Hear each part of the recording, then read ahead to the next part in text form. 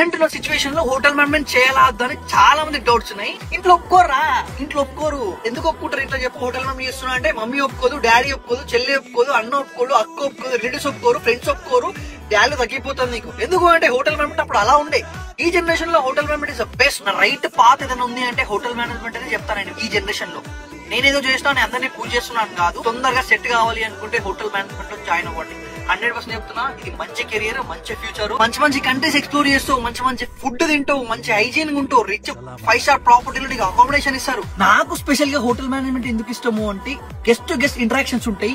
Guest తో ఎట్లా మాట్లాడతాము, వాళ్ళ అపీరెన్స్ ఏంది, వాళ్ళ అవుట్ఫిట్ ఎలా వేసుకున్నాను, వాళ్ళ పర్ఫ్యూమ్ స్మెల్ ఏంది, నేను ఇవే అబ్జర్వ్ చేస్తాను. ఒక గెస్ట్ వస్తే యాజ్ అ పర్సన్ గా నేనైతే ఇవే అబ్జర్వ్ చేస్తా.